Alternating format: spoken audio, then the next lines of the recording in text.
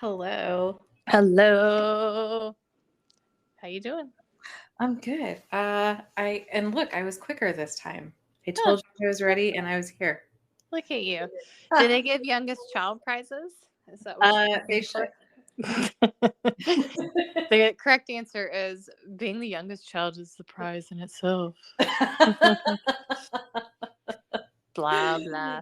Stuart's on the light rail. Charlotte has like a transit system called the light rail.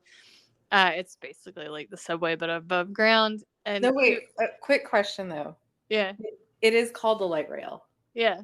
Okay. See, I was trying to explain it to somebody recently, and I was like, it's like the light rail in Denver, but it's not a light rail. But I was wrong. It is, in fact, a light rail.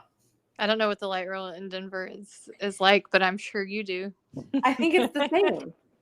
I mean, I Yeah. don't really know what the one in Charlotte is like either. Did we ever ride it, or No, we did we just just look at it? we bougie taxied, but Okay. we moved beside it because my husband Stuart doesn't drive. He can drive, but he doesn't drive, and it's a really nice thing to have just to Yeah. zip around town. But yeah, it doesn't go underground. Okay. It uses It is the the same. I think it uses. I may be confusing with the Beltline in Atlanta, but I think it uses some of the old sort of like train tracks, so it doesn't go underground. It just goes above. But he texted me and he was like, "There's so many young people, so many youths on this train." He was like, "I know. That's how you know we're officially old." He's like, "There's so many young people." He was like, "Is there something going on?"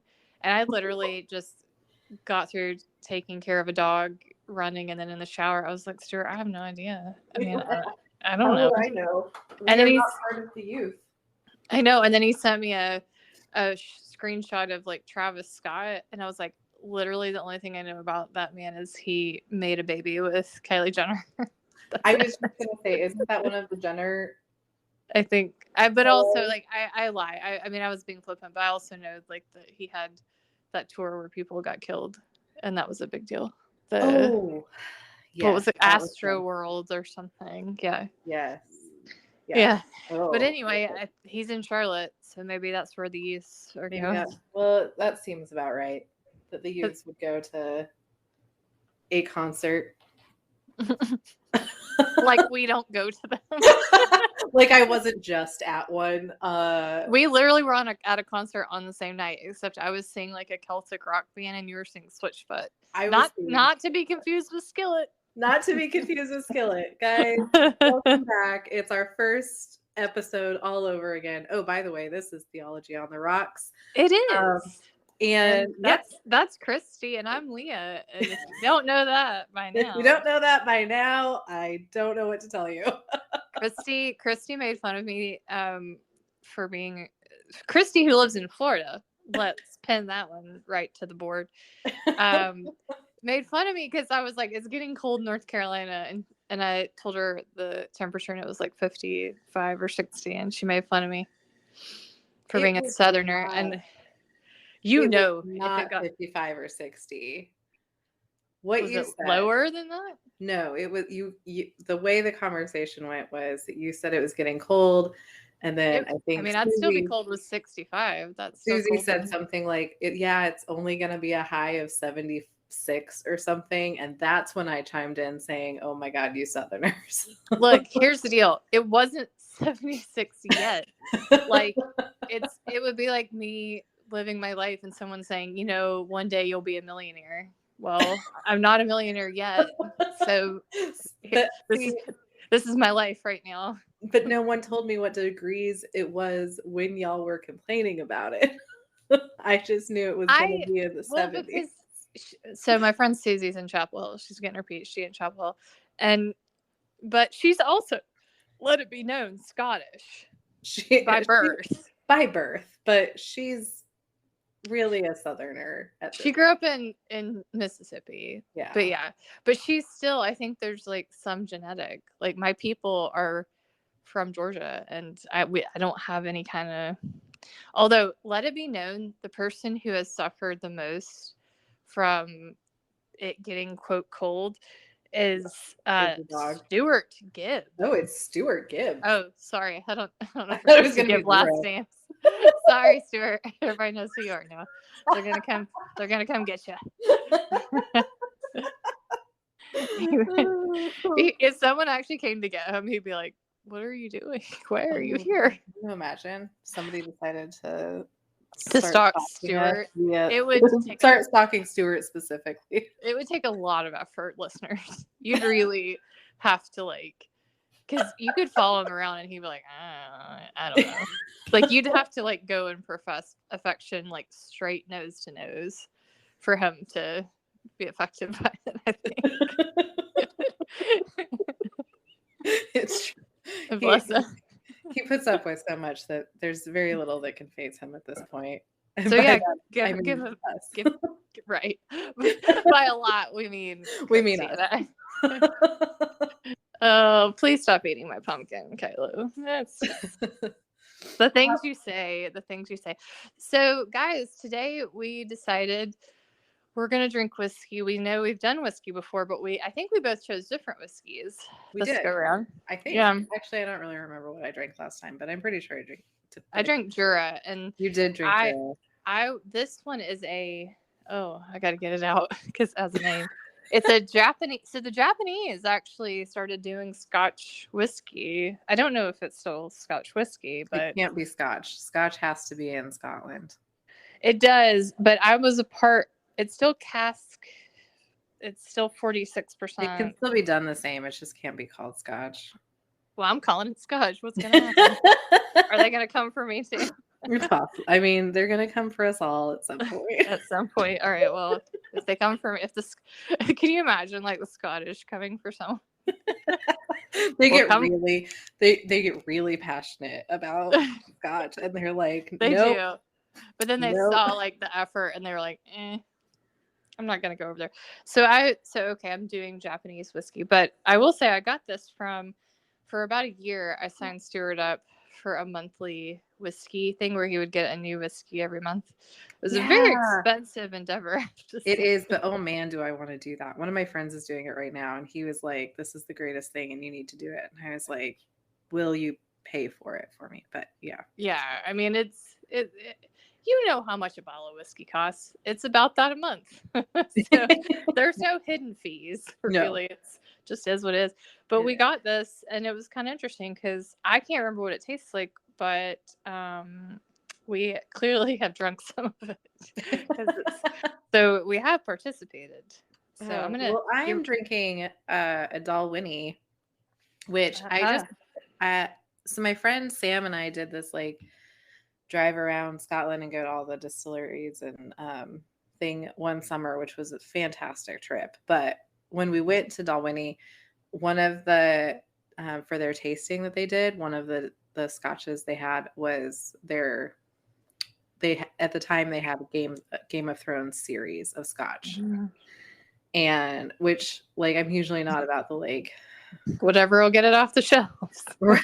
it's usually oh, so this isn't going to be your best one because you're just trying to pick up on this. But it was really good. We both were like, oh man, but it was expensive and that wasn't the one we wanted to buy. And anyway, fast forward 2 years and I found it on clearance in Colorado and I was like, oh my God. So I got it and it's pretty good. I like it.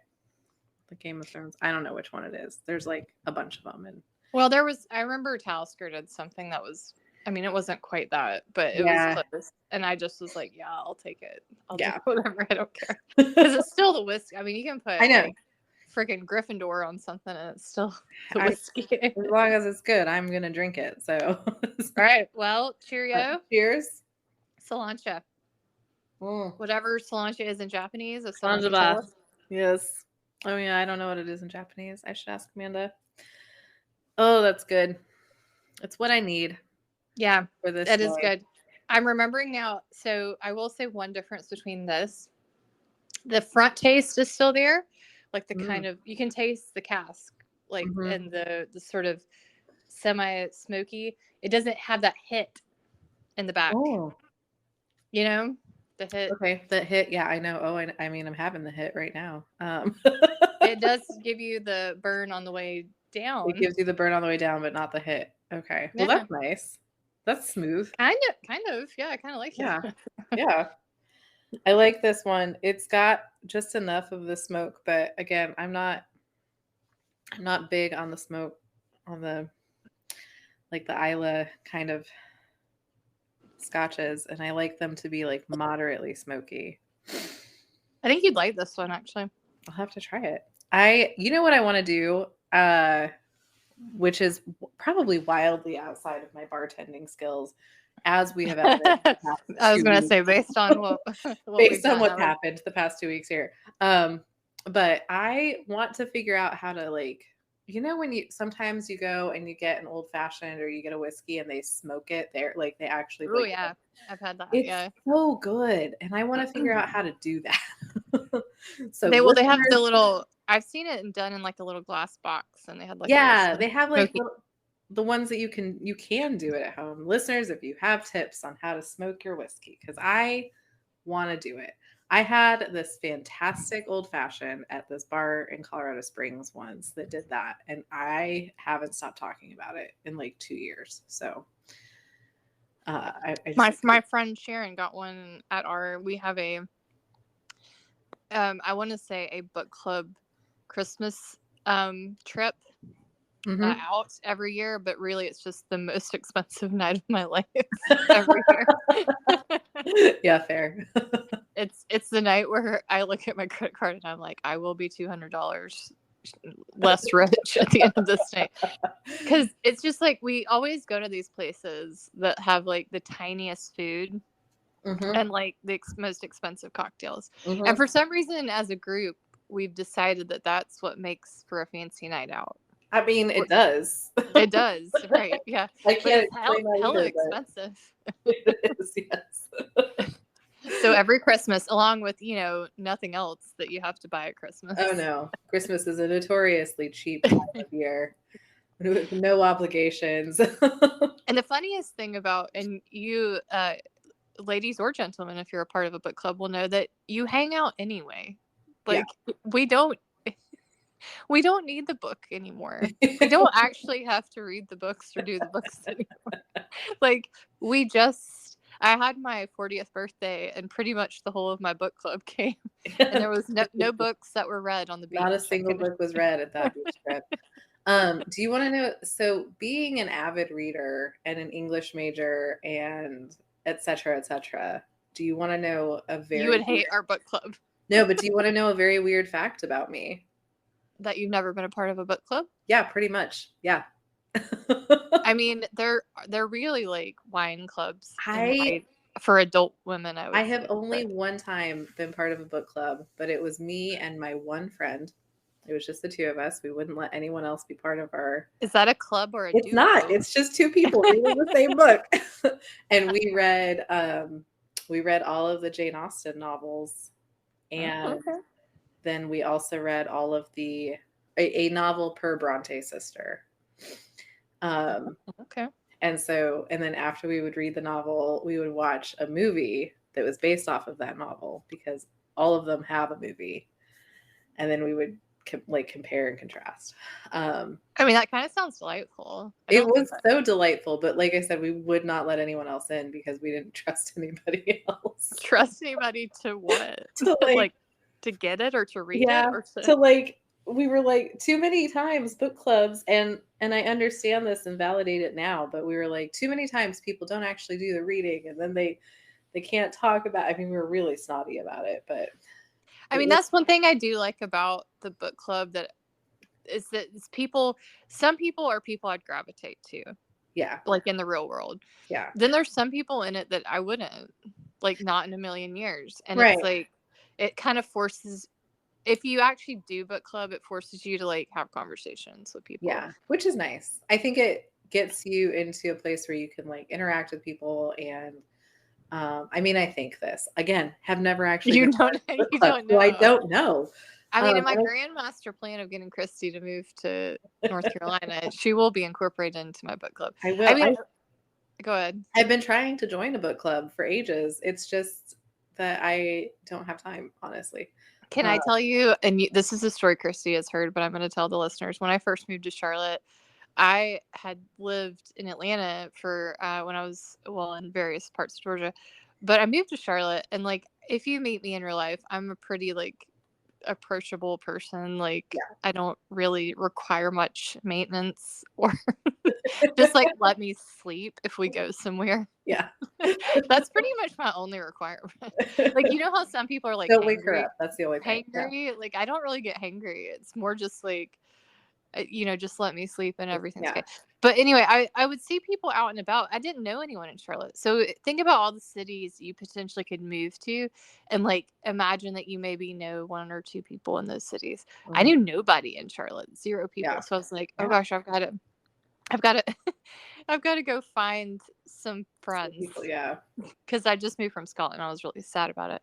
So, and Stuart, my husband, was my husband, but he was working on his green card, so he wasn't here. So I couldn't date. That was another thing. You couldn't, no.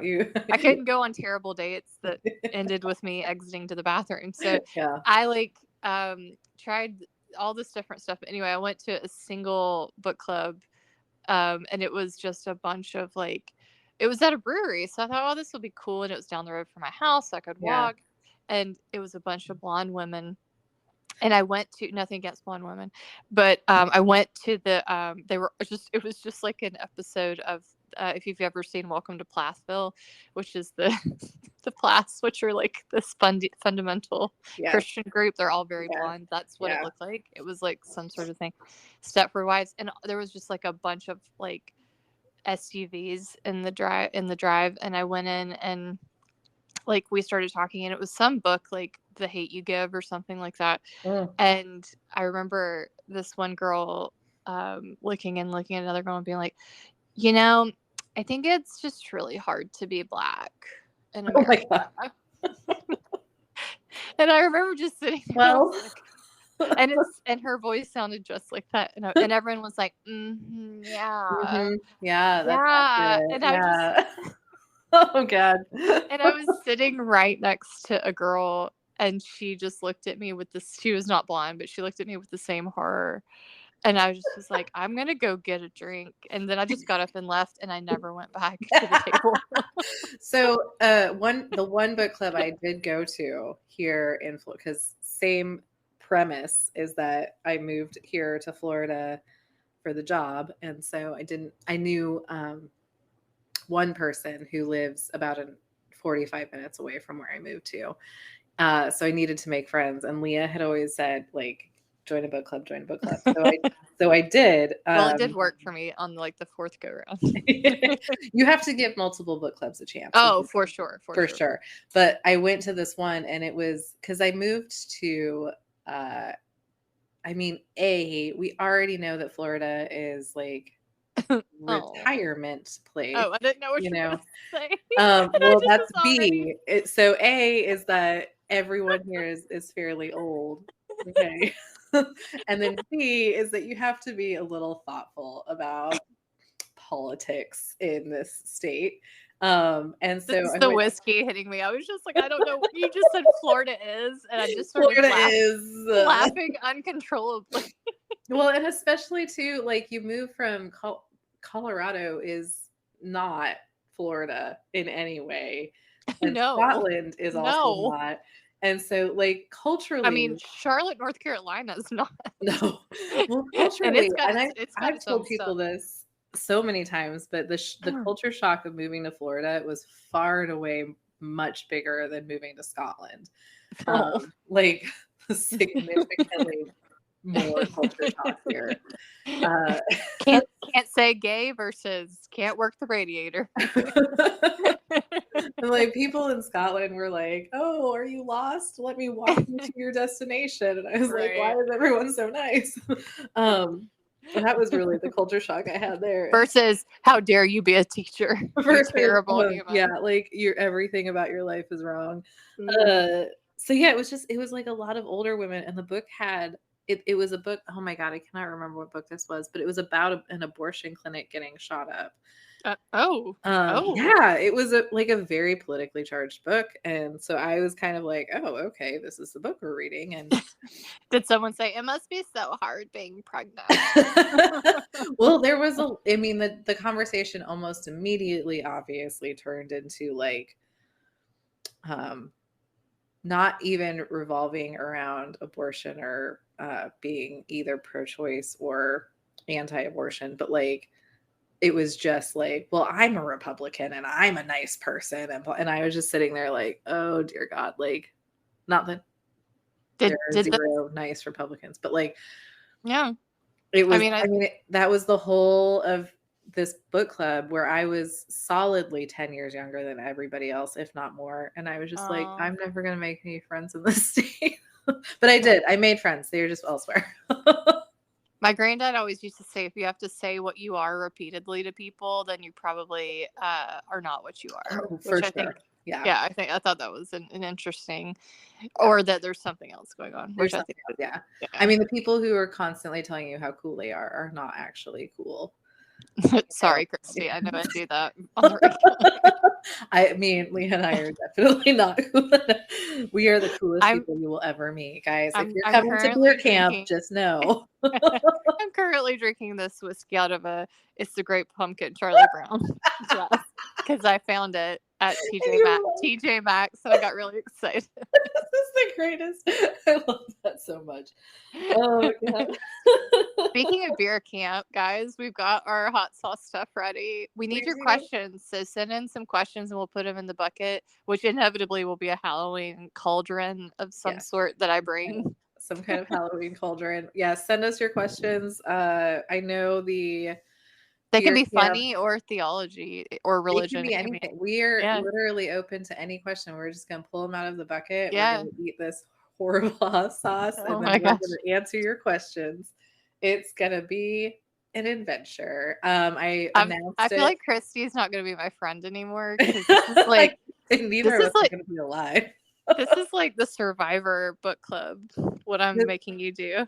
Let me just tell you is that if I ever was hoping to still be attractive and land a man, it's not going to be after this when I'm like crying and snotting everywhere because these hot wings are killing me. we have to like get all our supplies. So we need water. Do you like milk? Do you drink milk? I do. We've had this combo. We've had a conversation. I do drink milk. We did. I'm a weirdo. You're a weirdo. Yeah. Yep.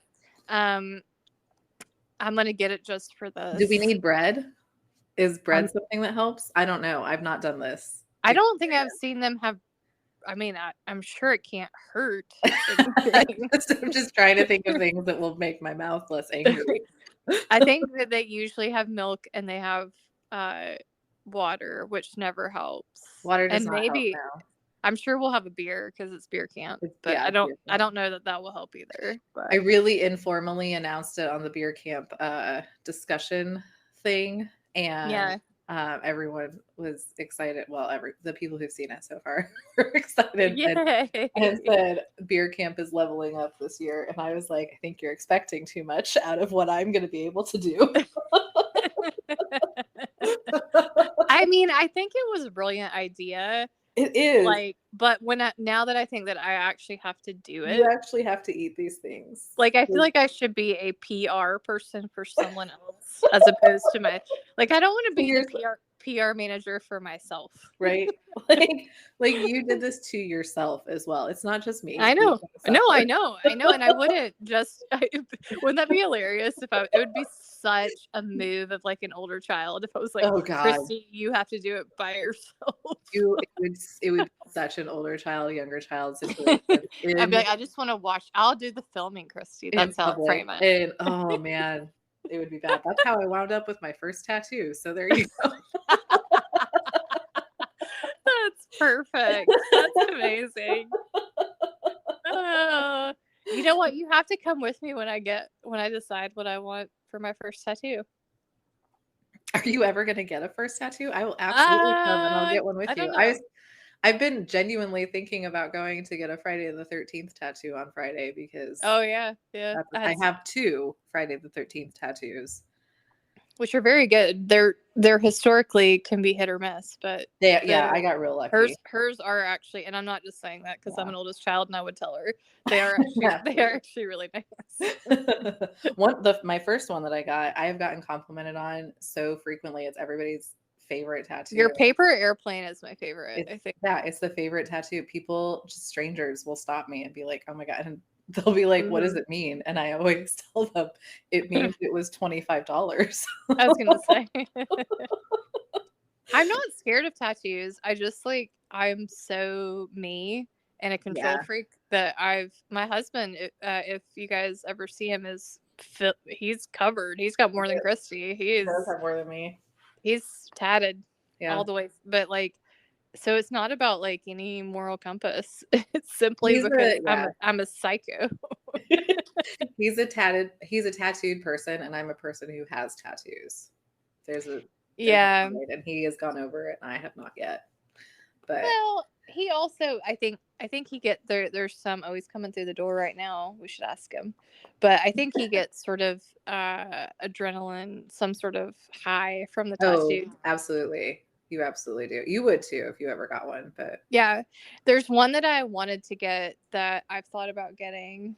That is the Shakespeare quote. Did you see? Because my friend Meg, who we've talked about before, actually got me some stickers to try to see if I would actually like the tattoo in a bunch of different fonts. And it's you're the literature person, but it's the quote that says, "There's more on heaven and earth that's in your philosophy." Horatio. Oh yeah, yeah. Mm-hmm. But I would take out the Horatio because I don't really care. But I like the idea that there's more in heaven and earth than you can think of. You don't have to put who it's attributed to. It's not like where you have to cite. I care nothing for Horatio, Christy. He does not matter. He doesn't matter. Horatio is not a person I would want tattooed on me either. So you're okay. Yeah, but I liked that because I thought it fit very well with the theology. Yeah. But I really like that. That's a great idea. Yeah. Leah, that's a simple. You can get that. We'll do it. We'll go. We'll get your tattoo. It's going to be exciting. Stuart has to go too. Stuart, you just walked in the door. You can speak. What is your main reasoning in 2 sentences or maybe 3 about why you get tattoos? Because they mean something to me. Or a reminder to remember something. Or a reminder to remember something. That stays. Yeah. Yeah. I mean, I think that's generally it. Yeah. Yeah. I mean, I think that mine would fit under that. And I think Christy has, I will say, no offense to Stuart, although Stuart has a fleur-de-lis, which is my favorite. That would be tied for your beautiful, your woman. My Glasgow girl. Yeah. Those are 2 faves of mine. Yeah. No, my Glasgow girl is probably, I mean, objectively the best tattoo I have. We will put all these up on if Christy and Stuart consent to it, we can put them up on the thing. And I will put up the quote without Horatio, maybe, if I can find it on the internet.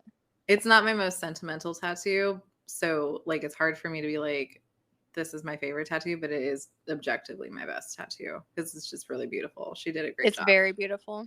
Yeah. And it's got the Charles Rennie Mackintosh flowers, the roses. So, hey, but we are drinking whiskey because today, I knew you were gonna segue. I was like, it's been half an hour. We gotta. I know. I'm not putting it off. Don't worry. No, it's well, we're drinking whiskey because today we're gonna have a serious chat, and so serious chats needed serious whiskey. We thought this was like, imagine us with pipes, even though we don't smoke. We don't smoke pipes, but imagine that we had them and we were wearing our tweed. And we're in front of a fireplace. Yes, there's a crackling fireplace. Also, even though it's hotter than hell in both of the places we live. If I was near a fireplace right now, I would spontaneously combust. But just imagine with your mind's eye. Imagine it. Come with us to this we're in a nice little wee pub in Glasgow. We've got a cracking fire. We've got our whiskey and our pipes, and we're gonna have a good chat. So I have my GLA shirt on. That's I'm making fun of the LA shirt for Glasgow. Also, yeah, I mean, and maybe you live in a cool place, and if so, turn that fire on. Turn that fire on. Get your straight liquor of choice out. Yep. Get your serious alcohol out and join us for today's serious chat. As y'all have heard, some devastating things are happening around the world, and being religion profs and also specifically people who deal with these kinds of issues in our theology, we figured we should probably speak a little bit about some of the stuff kind of relating to it, but I will kind of make the disclaimer that neither of us are experts in geopolitics, and we're certainly not experts in the very difficult history of both Jewish people and Palestine itself. And we have friends who are much more capable to speak to those, but we aren't organized enough to get them on right now. Well, my friend, and I will say specifically Sharon. I hope Sharon is a good friend of mine. She's Jewish, and I'm gonna try to get her to listen to the podcast and see if she maybe will come on next week. And no pressure, Sharon, if you're listening, and maybe comment on it, because I'd actually really like to hear her opinion on it. She's not a Jewish studies scholar, so I think it would be really interesting just to get someone's opinion that's, I mean, just living the life. So in the U.S., I should say, but average U.S. Jewish person as experiencing everything that's going down. So yeah. Because we don't like to speak about. I mean, Christy said that we should talk about it, and I will give her credit for that, because I was just like, oh gosh, I don't know, because it's difficult when you don't have someone. I because I do so much ethnography, I always feel a little bit hesitant to talk about stuff when you don't have someone who is a part of that community here. But I do think it would be a miss to not. I do too. Well, and about it. As academics, we tend to shy away from things that we aren't specifically dealing with, except for that there are certain things related to this issue that you and I are scholars in. And so that's true. Yep. Which is why we both felt like, this actually is something that we are supposed to talk about, especially given not that we're prestigious, but that we do teach and interact with we're people. Public. We are public. So so and also that we've been seeing so much trash on the internet. So to firstly, let's just start out with like the first disclaimer, or not even disclaimer, but statement that Judaism is a widely diverse, very complex theology, a very complex group of people who are not a monolith. And to talk about Judaism is not like a synonym for Israel. Israel is not a synonym for Judaism. They are not the same thing. And so talking about or criticizing Israel does not immediately make you an anti-Semite, because they aren't the exact same things. That has to be stated, I think, up front, because a lot of people do start to get really concerned about that. I have two disclaimers to follow up on that. One is that I would say violence in all of its forms is evil. I don't have any place for it. Yeah. And that, so, and I stand by that statement. And even if it's Augustine, what was it? Augustine throwing himself on the steps or something. Yeah. I'm not into that either. So. Yeah, no, violence is never, you don't get good things out of violent things. That's not. And I know some people are like, well, what about those tattoos you were talking about? That's kind of violent. You get a good thing out of that. Okay, we can nuance that to death. Yes, we can go for it. But when I'm talking about things like, kidnapping and killing and generally assaults of various persuasions, that's not. And I think too, on top of that, like, even in the kind of more official setup of war should always be something that is grieved, not celebrated. 100%. I taught just war. I taught a class called Religion, Violence, and Peace Building, which was actually a really great class to teach. Yeah. And it looked at the ways that religion justified peace building and violence. But one of the parts that we looked at was the way Christianity justified just war. And keep in mind, I will say this: I am a huge supporter of the troops. Christy will tell you, in some ways, lean quite heavily, I would say, Republican when it comes to the troops. But and all of my, I would, my uncle's a Marine. I had all of my family fought in wars. All of my family served. But I feel greatly saddened, especially, I can say, I'm just going to say this is my granddad on my dad's side actually talked a lot about being in Korea and how much it affected his mental health. And so I think, I can't say that even that kind of violence where we celebrate the troops and we always talk about their sacrifice. Thank you for your service, or thank you for your sacrifice. And it is a sacrifice, I think, that my grandparents, both sides were not the same as when they left. And I think, it's tough. So that's one thing I would say. Oh, go ahead. It's an important point to say that being grateful for people who have done that, or acknowledging the sacrifices, still does not mean that you're not grieving. And actually, you should be grieving it even more, because it is a person that you're connected to. War is something you should always grieve and not celebrate, regardless. Yep. And even if the war seems just, even if there's an outcome that you deem positive from it, it is still a horrible thing. And there are still human beings that were made in the image of God that are dying and suffering in these violent times. And we have to grieve those things, or we are rejecting that truth very clearly. So I agree. And my next one is easier.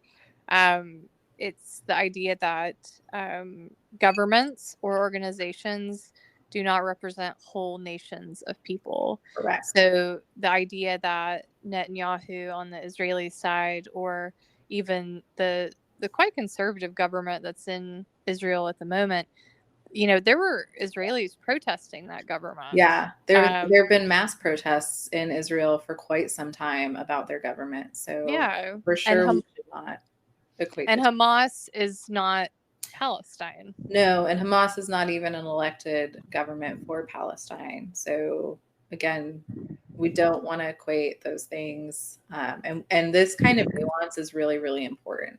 Yeah, because imagine whenever, I don't know, whoever, based on your political persuasion, let's say when Donald Trump was elected, or even let's say Obama was elected. Yeah. If you felt grief or sadness, or this person doesn't represent me, or what they're doing does in no way reflect my viewpoint, that's also what other people are dealing with. And so to put them across the board as being underneath this umbrella is just it's just not very accurate, because you could, I remember someone, I don't remember, I saw someone say, 53% of Palestinians agreed with Hamas in 2015 or something, or that they supported Hamas or something. Mm-hmm. And it's how many percentages of Americans agreed with Donald Trump? And yet there was a lot of protests about the stuff that he was doing, or indeed Obama. I mean, or in fact, actually, because when I was in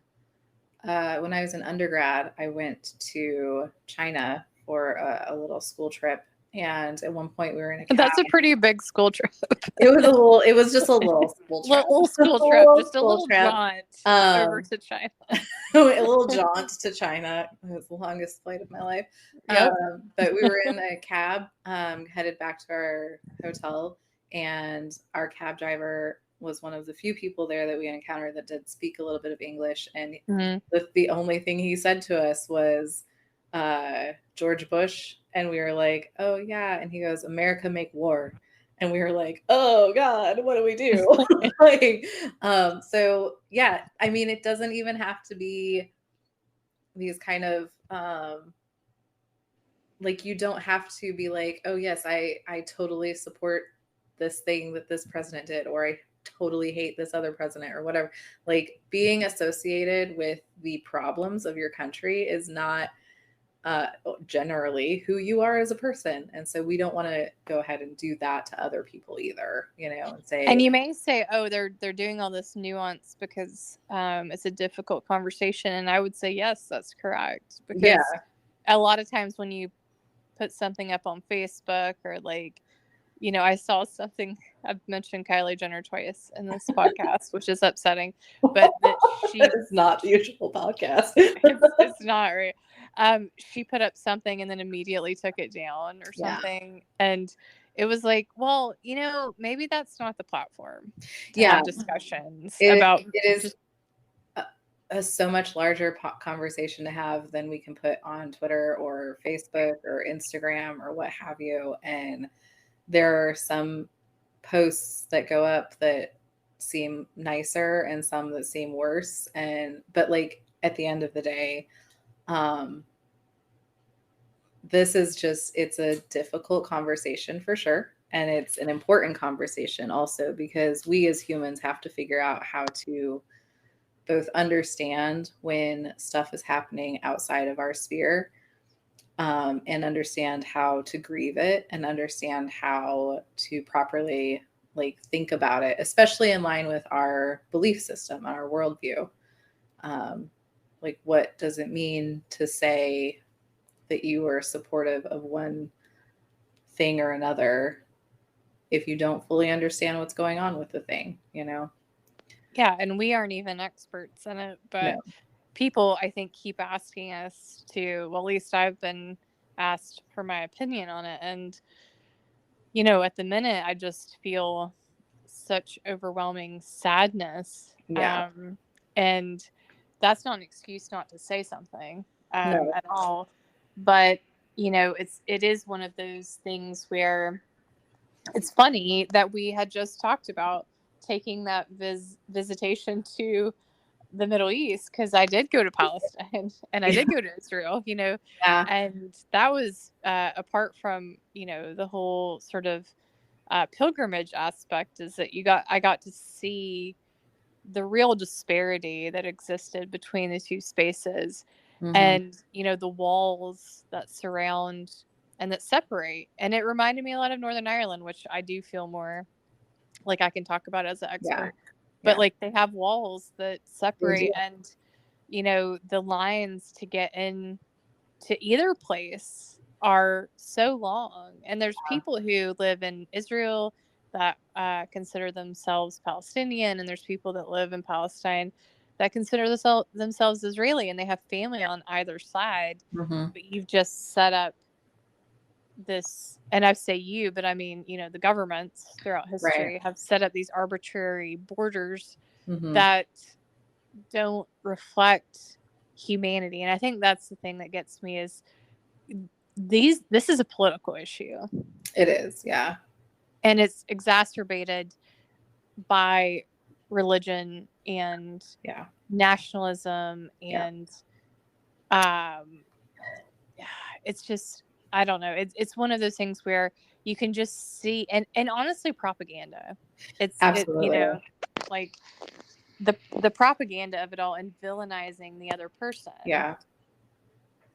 Well, and we've been seeing that all week as we've been seeing people post various things, that the kind of propaganda that's put up, the ways that various sources have led us to agree with one side or the other, or to say horrible things like that, you know, a whole group of humanity should be bombed out of existence or decimated just because they happen to live in that place.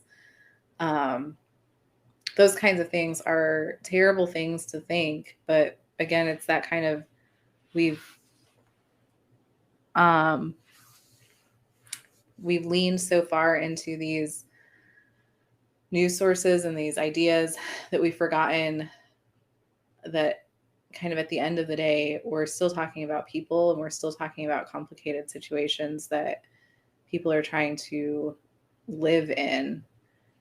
And the people who bought into the propaganda, who are leading these sort of, and so far, at least from my perspective, it seems like Hamas has been the aggressor at this stage.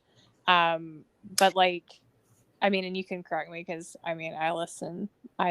Anyway, but I know. Well, but what I want to say beside that is, it's not going to end that way. no. And it's that's the thing, is that people are like, well, Hamas is the aggressor and they started it. Well, they didn't really. I'm not sure that they started this round.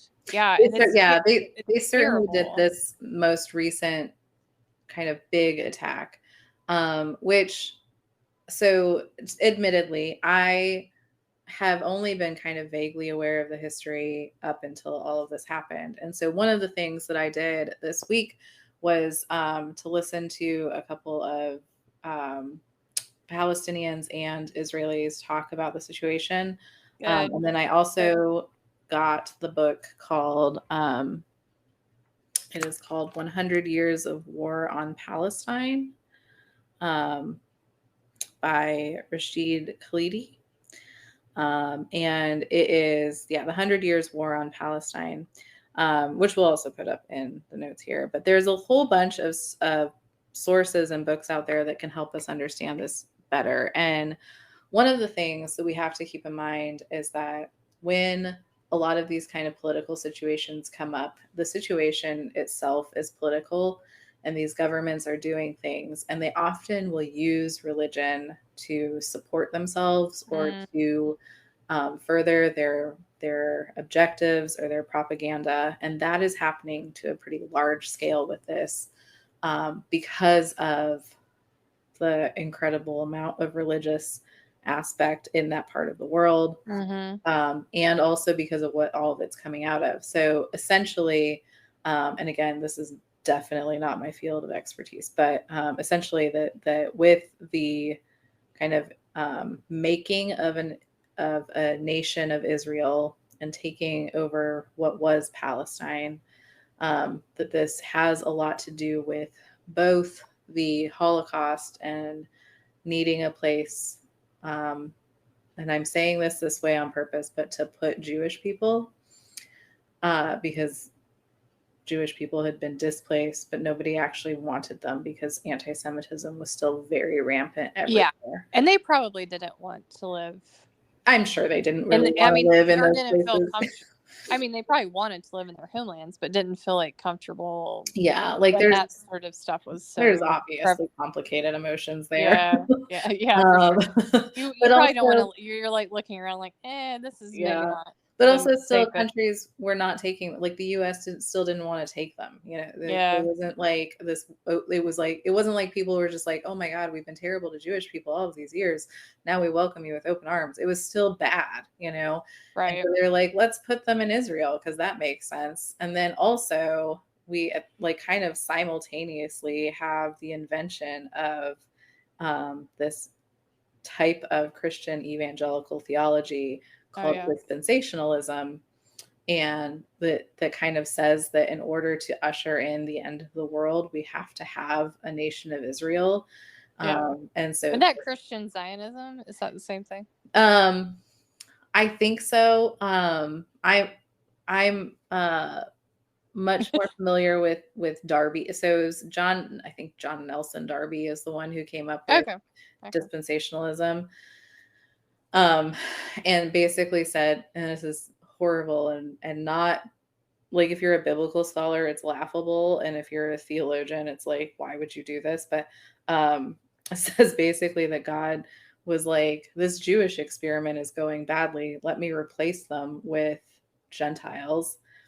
And then at the end of the world, I'm going to take all of the Christians out of the world through the rapture, and then I'm going to go back and like torture the Jewish people into Whoa. me again. This is, Whoa. I mean, it's really terrible. Like, this is the Whoa. reaction we should all have. But Okay. that is what got pushed, and then it kind of takes Ugh. off, and then we get things like the Left Behind series, and Oh yeah. so we have a country currently that is really kind of, and I think again this is mostly out of not ill intent, but a place of ignorance in terms of what we understand in the Bible and theology, and also just not being assholes. But like technically speaking, like we shouldn't want God to be like, I know I was all about the Jewish people, but now I'm going to be all about the Christians. And then I'm going to like take the Christians out of the world and do some horrible stuff. And that'll make the Jewish people follow me again. Like, it's just a weird. Is this some Revelation interpretation? Yes.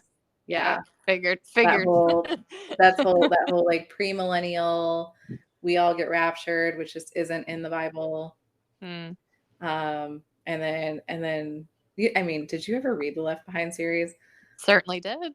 That shit wrecked me when I was a kid. I was so super upset. Scary. It was like, because I remember I had a bunch of friends who weren't Christians. And I remember telling my mom, I was like, I don't like any of this. And I don't really like that God would do this to people. That's fair. Appropriate reaction. I think that's totally fair. My parents were not like in that world, so I think when I read it, they were like, "What is that about?" And I was like, "Blah blah blah," and they were like, "Oh." They were like, "That sounds horrible. That sounds really bad." Yeah. So that is certainly playing. We had in the Baptist world, we had a lot of hell. The rapture was a little less emphasized. Yeah. Yeah, so that's definitely playing a part of this as well.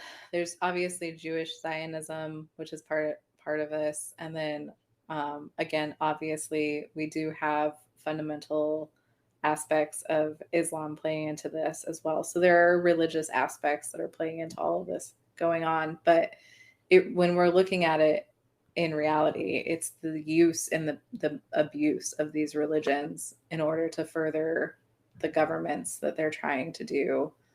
Yeah, that was one of the first things I learned when I went to Northern Ireland is I kept talking about Catholics and Protestants. And I remember I had a very important leader, political leader in Northern Ireland who told me off the record, this is not about religion. This is about being British or being Irish. Right. And I thought that was really interesting because I was just sitting there being like the Catholics and the Protestants and the Catholics and the Protestants, and this person was like, it's not really that. That's not what the issue is. Yeah. It doesn't help the issue.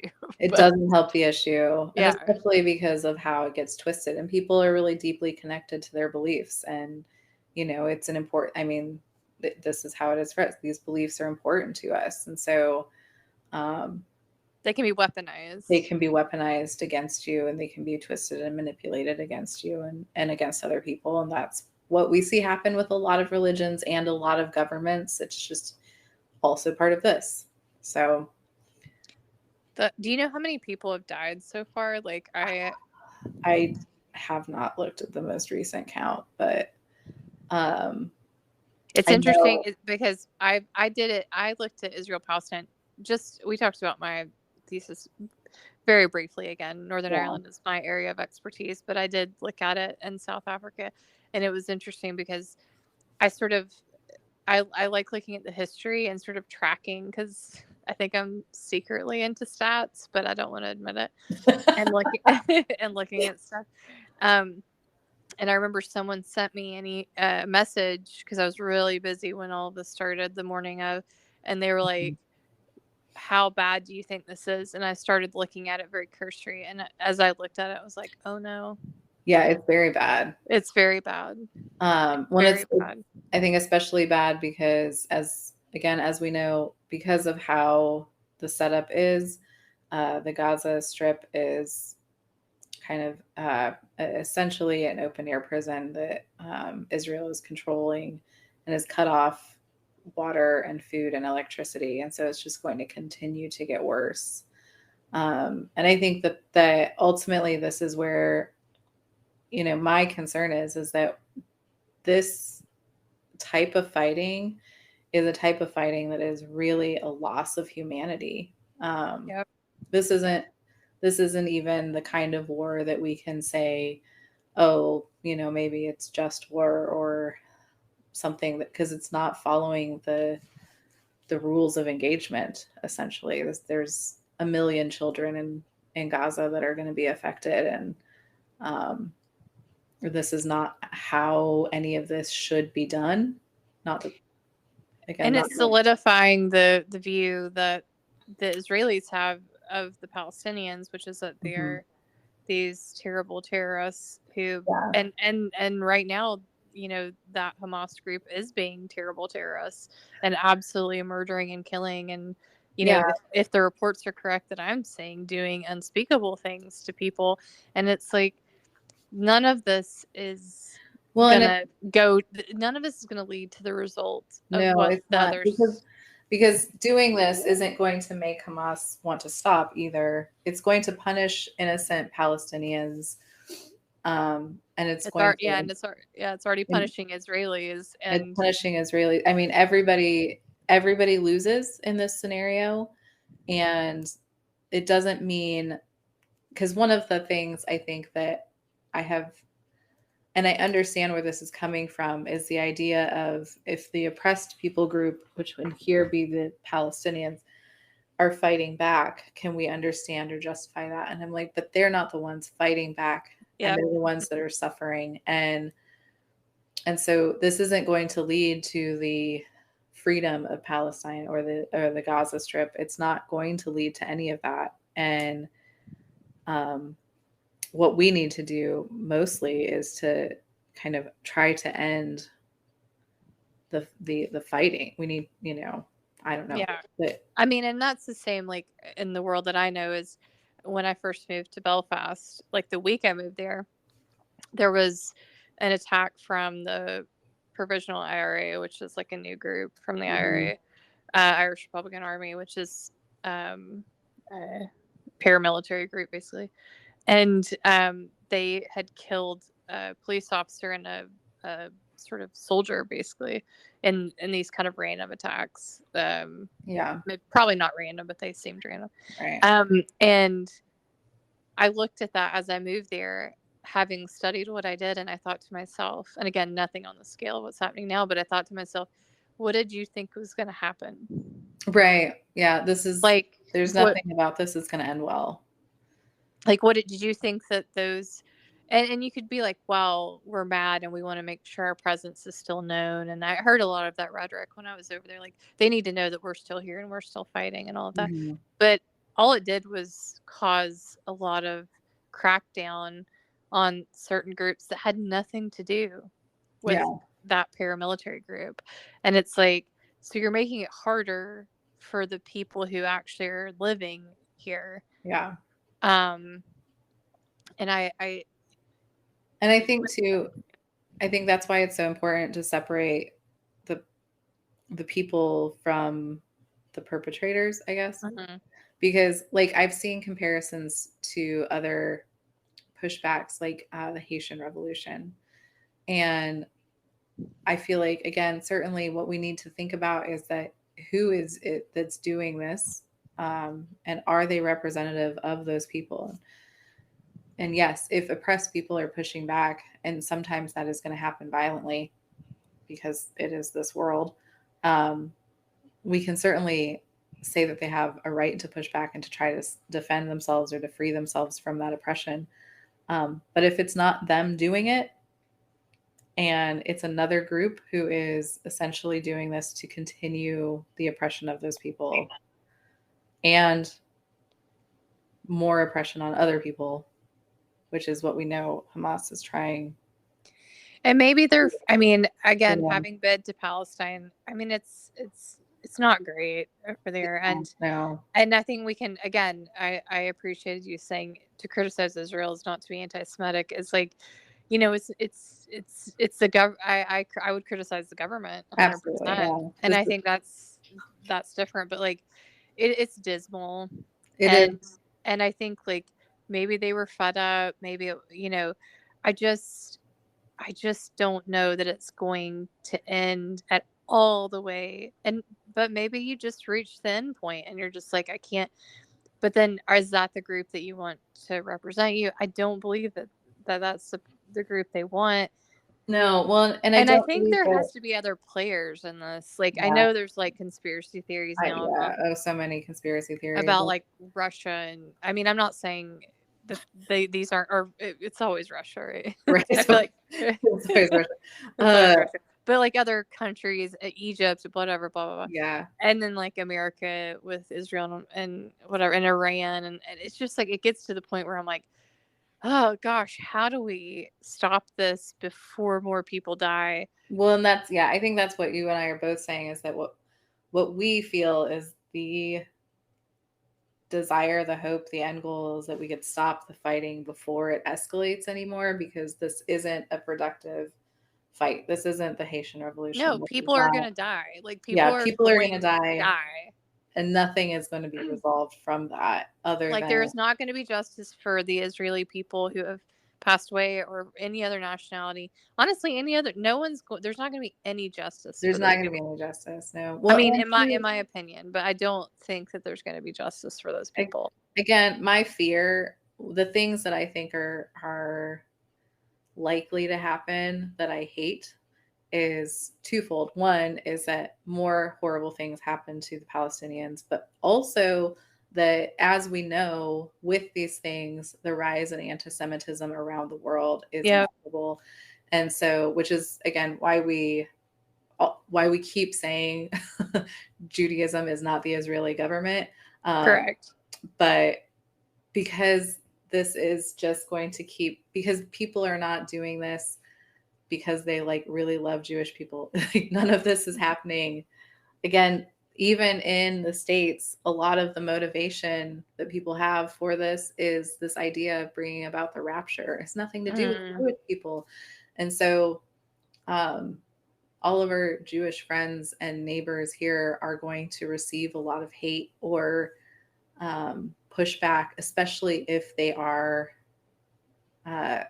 trying to speak out about this or trying to say things, and I've not even known what to say. I barely know what to say on this podcast, because you see so many news reports and it's just like, well, I mean, and I don't even know what.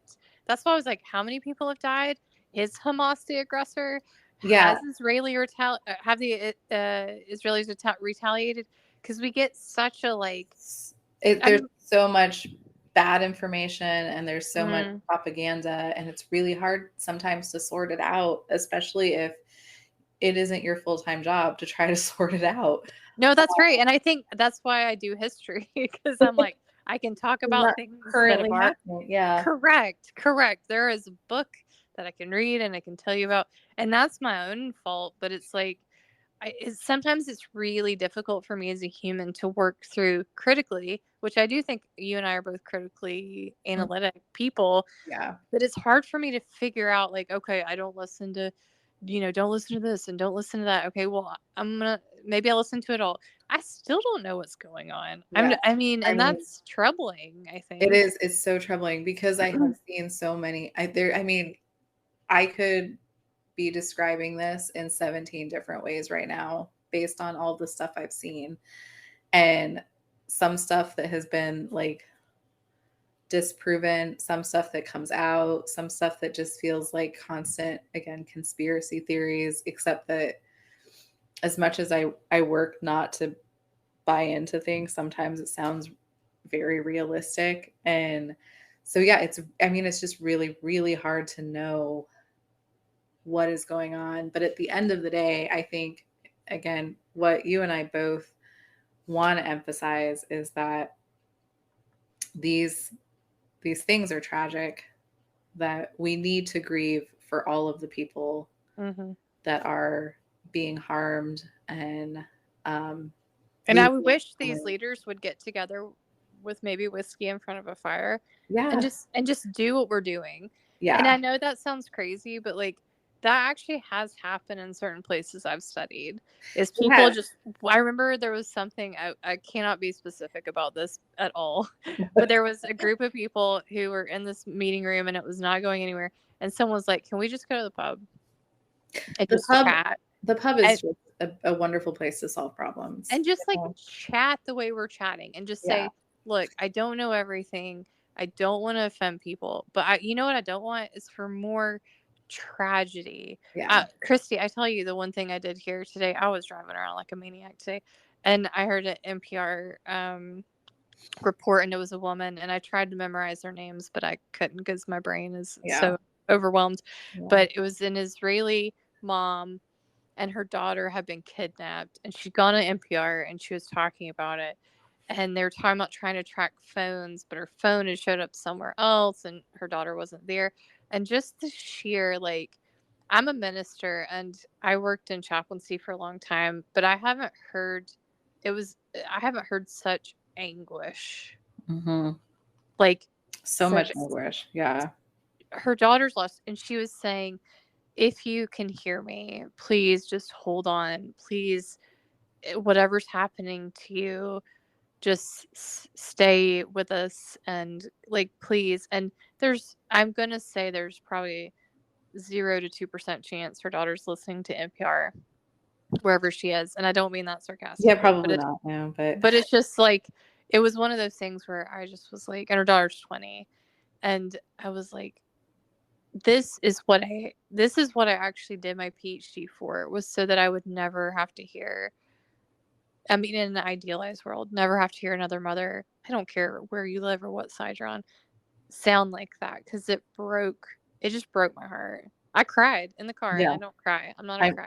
But yeah, she was just so broken. it's such a horrific.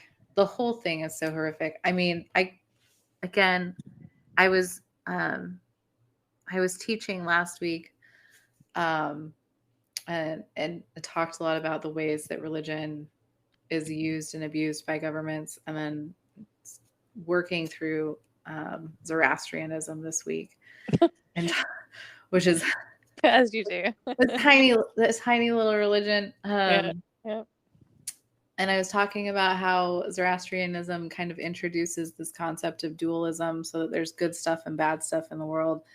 And I said this in one of my classes, but I was like, this is how the Western world tends to think, and that we have good guys and we have bad guys. And sometimes there's a situation where there's just like a lot of bad. Yep. And this feels Yeah. like that, like, And not to say there's unfortunately, the not bad good guys, guys are but the bad guys are in charge. yeah, there's just so much bad happening, and like there are only bad guys that are doing things, and all of the good guys are the ones that are dying, and Yep. that is a horrible thing because there's nothing that kind of gives you more like, okay, it's gonna be okay because we can do this or that. Like it feels so futile to think about the whole thing, and And this is one of the things that I saw is like the the bad guys, if you want to call them that, but the people who are in charge, because of things that happen like this, because I mean, good Lord willing, this isn't going to wipe out the whole of Israel Palestine. I mean, yeah, I oh God, genuinely yeah, hope it doesn't. I don't think it will. But what it does is you know, I saw this in Northern Ireland, is it solidifies um sides, yeah, and the government will, and the political parties who are trying to get their own stuff through. And by the way, let me tell you, there are good political people out there. I'm not saying everybody, but there are some that are working there are some, yeah, selfishly. yeah, But this solidifies for generations. it That's the thing does, that kills me. Solidifies that these people are the enemy and they are to be feared, and that they are the bad guys, yeah, and we are the good guys. And that's across a multitude of different conflicts. But like, you can't. I find those sort of things much harder to untangle, because you'll have kids who will not remember this, or were not born during this conflict in whatever way it pans out, but they will know who the bad They will guy is. know about this. Yeah. And they will have that kind of solidified. Well, and I think too, because I've seen this kind of popping up, which I think is actually not a great way to frame this at all. But I've seen a lot of people saying things like, this is Israel's 9/11. And all that does for me is make me grieve even more, because of all of, I mean, 9/11 did not do anything good in the world either. No. Like It you know, solidified it who we thought solidified. Yep. Yeah, it solidified a hate, and it solidified a like 20+ year war. Yep. And that isn't something that we want at all, again, to happen. We're real anti-violence here. Yeah, we are. I think we're coming across as whiskey drinking hippies right now. We really are. I like, if there's one thing we want y'all to take away from it, is that we want everyone to be safe and healthy, and to be loved, and to, but also to be able to talk about things in a multifaceted way. And it's just like I remember, one thing I do remember was the Oslo agreements, and they talked about that before, and like these sort of things that, you know, when we, if you don't know about the Oslo agreements, you can go look it up. It's just, I can't go, it's too much whiskey to go into it right now. And we're already at like 70 minutes. I can't go into it. But anyway, there were attempts throughout Israel Palestine's history to kind of work out the issues. But I think one of the things is that when we have opportunities to actually talk and be diplomatic, and also who we actually put in charge of, you know, when these presidents come in and they're like, oh, the convoy, whoever is our ambassador to the Middle East, or our ambassador to blah blah blah, make sure to note who those people are, because actually it is really important. It is really important.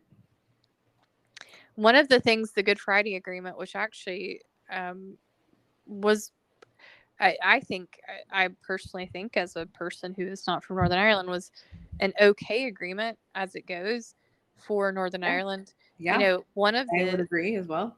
The people who worked through that was the American ambassador to Ireland. And it's like, it doesn't have to be an American, trust me, that's not important. But like, we're not especially great at that, but no, but we had a good relationship with both those countries, and in that case it worked out, you know. But I mean, there was many other people. I don't want to emphasize that that person was the only one. John Major, I think it was. No, not John Major. That's a lie. Take that out. Stuart, take it out. That was a British prime minister. I don't know if you could tell, but we have no editor. We have no editor. That was a British prime minister. That is wrong. Anyway, there was some guy there. I'm going to figure out later, and I'll tell y'all tomorrow. Tell y'all next week. Anyway, but God, this whiskey. But anyway, so, but yeah, so it did people, but it took a long time talking. And I think you've got to be willing to sit down and talk, hash it out. And I think too, like, even for those of us who aren't politicians, sitting down and hashing this out, talking through what's going on, talking through why we have certain feelings, or what kinds of things we're hearing, or whatever, is good. It's good for us to do this. It's important that we think about what's going on in the world outside of ourselves, and outside of what affects our day-to-days, and that we talk about those things with people. Because I remember teaching about Al-Qaeda, and, you know, talking about Afghanistan and talking about Russia, and like, you know, a lot of the people that I would teach were like, oh, well, 9/11, it just happened, they attacked. And I'm like, there's a history. This is why I like history. There's a huge history. Yeah. There's a huge history. And there's a huge history here too. This isn't out of the blue attack. No. And the fact that, honestly, it's not, I'm not surprised. I mean, and I want to be surprised. I'm surprised at some bits of it, but like, you know. No, not surprised. Surprised. Right. And I mean, I'm not saying that I'm just cynical, although I am. Clearly, listeners, you know this at this stage. But like, it'd be different if just like, I don't know, Portugal just all of a sudden was like, we're gonna fight each other. Like, That would surprise me. That would surprise me. Yeah. This is But, less like, surprising. Yeah. yeah, Well, yeah. and one of the people I listened to an interview on the BBC was the Palestinian ambassador to Britain. Mm. And I really appreciated his interview. He was very well spoken. He was clearly surprising and shocking the person interviewing him, because that man wanted him to stop talking. But it's a bit of a contentious interview. But because the interviewer kept saying, "Do you condemn the attack that Hamas did?" And which at some point the ambassador had to be like, of course I think it's bad, but it's actually not the point. Like, the point of this conversation, this is one thing that's happened in a much larger conversation. And I kind of appreciated the perspective on that. This is, again, but I think you have to, right? You have to do both. You have to be able to do both, but I think it would be wrong for us to look at this as if it was a surprise, as if it was out of nowhere. Sure. And again, I think that's something that I fully did this when 9/11 did happen, partly because I was 18 and I didn't know. When my mom called me to be like, I was a freshman in college, my mom called me and was like, somebody has just flew a plane into the World Trade Center. My response was to say to her, "Where is the World Trade Center?" Oh my gosh. And she was like, "Christy, we were literally there last year. You toured it." And I was like, "What?" So, like, that's who I was as an 18-year-old. But like, I thought I was out of nowhere. I was like, what in the world has happened? And not putting it into context of the larger picture was a fault it was a flaw in my understanding of the event. So we need to make sure we're putting it into that big picture. But I mean, we're not being teachers. Doesn't mean, it doesn't mean like obviously it was a horrible thing that happened. And again, I think that it's important to say, like, I and you both hate the thing that happened, that this attack that happened, that Hamas did. But and they did it, and it was awful. And it was awful. And violence is evil, and I feel and like, full stop. Like, that's it. But also, that doesn't mean that I think it's okay to bomb Palestine. No, no. But that's where you stop and you say, we're talking about different phases, like of peace building. Is that you're talking about? Okay, we talk about the things that happen, and we not to go back to my thesis, but the truth of the situation and justice if we can get it. But then we look to the past, and we look for the truth and justice in the past if it's possible to get that. And then we look to the future, where hopefully there can be repentance or forgiveness. Maybe there can't be, but maybe there can be a negotiation of some sorts. And just bombing the shit out of each other is not that. It's not that. And it's just going to cause, like, we're going to look on our TVs again. But I think it's one of those things that it's easier. I think in some ways, I mean, not easier for the people who do it, but I would think if I was a person dropping bombs, but I think maybe it's quicker to do that, and people can get on there and say, "Oh, we got him, and it's done, and the bad guy's done," and it's like, okay, so just a bunch of people are dead. Right. Oh my God. So I was teaching Romeo and Juliet. That's in your religion repertoire. I also teach humanities. I do as well, so I can't say anything. So in my humanities class, what we're doing, we go through the different fields of the humanities, but what I'm doing this semester is to weave Romeo and Juliet throughout the whole semester. So I made my students read the play, and it's such an interesting play to read as an adult, and to come at it from a totally different perspective than I did when Leonardo DiCaprio was just like staring dreamily at my yes. Hats off to Baz Luhrmann. Yes, right. Yes. Oh, best Romeo and Juliet there is. But one of the things that Romeo and Juliet is about powerful people destroying each other, and the horrific ways that powerful people try to stay powerful. Yep. Romeo and Juliet is not a love story. It was never meant to be a love story. Shakespeare is not trying to write a love story. There's very specific stuff in there about how gross it is. And like he's angry about this whole thing. Like Shakespeare was anti Romeo and Juliet as a thing.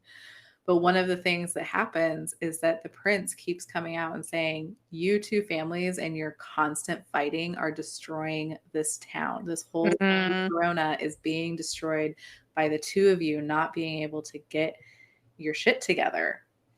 And you know what you could do is just talk. You could just talk. And it takes their children literally dying for them to be like, you know what? Yep. We should talk. We should talk. We should stop this. This is enough is enough. And that's what I feel like. I just want to be like, let's all sit down and we're going to read Romeo and Juliet and we're going to talk about what's actually going on here. I will not fly you out there, but it would be amazing if you went to like the leaders of Hamas. I go to and the Israeli government. Yeah, You're just like, I'm like, we read this together? Let's read Romeo and Juliet and let's have a chat because you know and my students got it. My students were able to get there. So surely you can too. But also I think that, and I'm not a literature person, but it leads into the children because you see them almost be able to be together if they just talked. If they just talked, I know. If they had not relayed the message. I mean, I know it's olden times, but leave a note on your coffin that says, a little or like, hey kid, I'm not really dead. God, I was like, it's funny the stuff that you like pick up, but I was like, why didn't the friar just go to the tomb and wait for Romeo? That'd be great. Communication. Like they're like, hey, I thought you might show up. She's not dead. It's okay. It's a whole play about lack of communication. I actually think it really is passed on to and I think he's trying to say like the kids also had the lack of communication in the end. Like they wanted to be together, but in the end, they just didn't talk. No one would just sit down and talk. No one would just be like, hey, here's what's happening. Hey, here are my feelings. You know, like it was just massive lack of communication. And if the parents do it, the kids are going to do it. Yep. And so everybody go watch Baz Luhrmann's Romeo and Juliet. Please do. And the soundtrack. Oh, hands down the best soundtrack of all time. Oh my gosh. Doves Cry by Prince maybe remade. That one song, the Kissing You song that when they first like encounter each other through the fish tank. Oh my God. I can't. I may just go right now. Honestly, if I was like, I need to have a themed wedding. Oh my gosh, please. Well, and everyone was like, but Romeo and Juliet is not a love story. I'd be like, no, but this soundtrack is a love story. I will dress up as a Catholic priest to marry you, but also you can also not have me do that. Please, and I could just I'm gonna be an angel a la Juliet. You have to. Whoever I marry has to dress up as a knight. What were your bridesmaids being? Well, somebody has to be Mercutio. My friend Matthew Kruger is now designated to be Mercutio. Oh my gosh. Matthew Kruger. The one person I compete against on the daily that I've never met in my life. But he gets two names. I'm Leah. Yeah, Leah pointed this out, and it's accurate that I only ever refer to my male friends with their whole names. I'm just saying. Which Stuart, again, sorry if you get stuck. You can be Paul Rudd's character in that. Yes, yeah, the astronaut. The astronaut.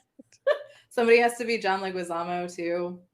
I mean, it's a lot of Hawaiian shirts. I think it's a lot of Hawaiian shirts. It's a lot of like kind of weird 90s vibes, but it's going to be amazing. I agree. I think we have to end on that. I do too. I think that's the best way to end this very serious conversation. I know. Which is really, though, a very serious conclusion, which is to go watch Romeo and Juliet, and you'll see what we're talking about. Yep. But anyway, thank you for being generous with us in this conversation because we are not experts, but we also want to talk about it. But also, thank you for curling up with us on the couch and Yeah. and discussing it, because I think enjoying this crackling fire that we're burning next to. that we could not do because I don't have a fireplace. Nor do I. Christy would die if she had a fireplace. Yeah. And again, yeah, like I like it. I mean, like you said, we're still learning and sorting all of this out ourselves. Yeah. But at the end of the day, we wanted to talk about it. I mean, well, Christy did, and then she was brave. You were brave. And well, wanted to is not the right word. Just felt like we had to. But yeah, and I will say I give full credit because I was like, but actually I think it was good because yeah, I think we need to, and then someone can pop in and be like, no, this is this, and it's like, okay. Yeah. We welcome feedback about it, other points of view or other, again, as news keeps continuing and as we keep learning more and more, obviously. And if you pray for them. And yeah, absolutely. All of our sincere, I was going to say sincere thoughts and prayers. Sincere thoughts and prayers. As opposed to some other ones. But yeah. And I'll maybe try to get my pal to come on next time. Yeah, for sure. See what she thinks about it.